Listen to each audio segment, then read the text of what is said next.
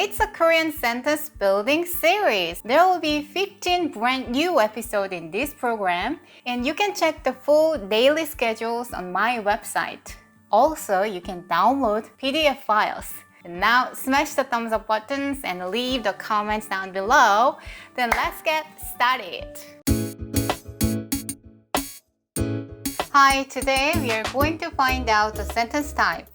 Last time, we learned how Korean sentences can be divided into spoken and written languages. And today, we'll talk about the types of Korean sentences and how to conjugate 9 closing endings. In Korean, the closing ending is to conclude a sentence, but it also gives information about the types of sentence. The types of sentences can be divided into 5 as follows. Declarative sentences, interrogative sentences, and imperative sentences, and propositive sentences, exclamatory sentences. Among them, imperative and propositive sentences can only be made of verbs, so this time we'll look at the 3 other sentences. Then let's talk while watching the preview of 귀엽다. Can you find out how many declarative sentences there are? Look at this, there are 9 declarative sentences. That's how much it's used. Then can you find the interrogative sentences? Yes, there's only 1. Then what about exclamatory type? You don't have any? I mark 귀엽다. I knew it was declarative style. Then when will it be an exclamatory? Mostly any word ending with 다 is written language used in newspaper, magazines, diaries, or books. But as I said last time, if I say, 이거 너무 귀엽다, it becomes a spoken language and also exclamatory sentences. Okay? Then next we learn more about the closing ending that makes declarative sentences. Before that, let's briefly talk about how to conjugate adjectives. All adjectives or verbs have the basic form, and all of them end with 다. In order to combine this basic form with the various ending, the stem and ending needs to be distinguished like this table. Finding stem is simple. You can separate the basic form right in front of 다. Then the rest of it becomes a stem. When 좋다 is combined with 씁니다, you make a formal sentence, 좋습니다. And if 좋다 is combined with 왔어요, 좋았어요. So you will make a past tense informal polite sentence. And lastly, if 좋다 is combined with 을 거예요, then you can make 좋을 거예요. It's a future tense informal polite sentence. In this way, the stem determines the type of sentence by combining it with endings that represent tenses and honorifics. Okay? Alright, and the stem, 귀엽다, that's we are going to look at today. So let's see. But 귀엽다 is irregular verb whose stem ends in 비읍. So when combined with other endings, the final consonant 비읍 changes to 오 or 우. For example, when 귀엽다 is combined with 어요, 비읍 of 엽 becomes 우 after 귀여, which becomes a stem called 귀여우, and then combined with 어요. So the middle 우 and 어 becomes one of the letter 워. And finally, it is 귀여워요. Now, shall we look at the table and find out more? Okay, when you look at the left, you can see 2 types of written and spoken language style that you learned last time. Among them, spoken language can be divided into formal and informal polite style and casual style. And there is only one word for formal polite style and casual style. 귀엽습니다 and 귀여워. But there are 6 informal polite style, which are most commonly used in everyday conversations. And when you look at the next box, there are only 4 words. 귀엽습니다, 귀여워요, 귀여워, 귀엽다.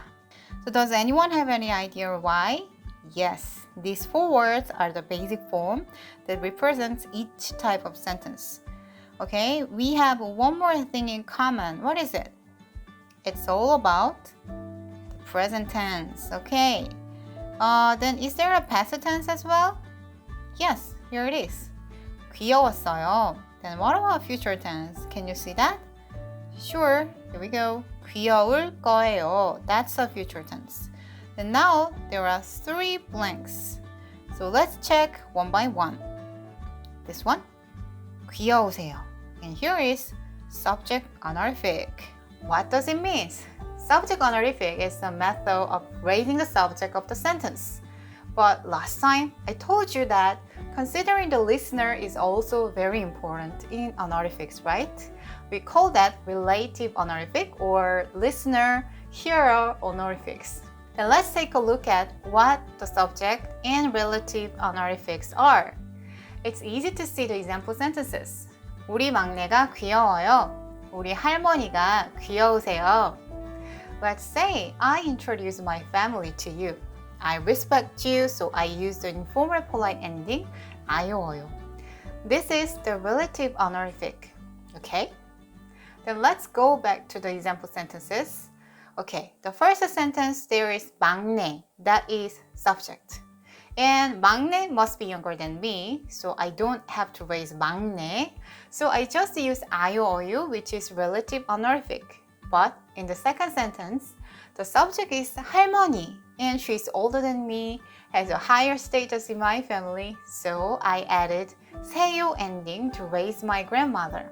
In this way, actually I'm raising subject of the sentence and the listener at the same time. You understand, right? Okay. It's quite complicated if you take a closer look at the honorifics. But knowing this method of raising the subject will greatly reduce the number of mistakes you make in the future. Okay, then I'm going to explain more about honorifics later. So now let's move on to the next. And the next is the negative statement, 귀엽지 않아. And there are 2 ways to say it. The first one is to put 안 in front of the adjective, then it's 안 귀여워. And the next way is to add 지 않다 after the same. Okay, and the last word is 귀여운 것 같아. These adjectives are used very often in real conversations, combined with 은 것 같다. Traditionally, Koreans prefer slightly ambiguous expression rather than accurate ones, because ambiguous expressions gives a softer and more polite impressions. So if you want to speak Korean more like a Korean, practice this expression a lot. Okay, so today we've looked at the type of Korean sentences, especially declarative sentences. This lesson did not cover the use of verb in detail because it was not the purpose of teaching grammar. For those who want to study grammar in detail, I recommend a book called Grammar in Use. Yeah. And if you don't have any grammar references yet, then I also recommend you to buy this one. I'll tell you the page where I explained it today. Also, I'll upload today's materials, so download them and review. Then I'll come back next week with another sentence type. 안녕!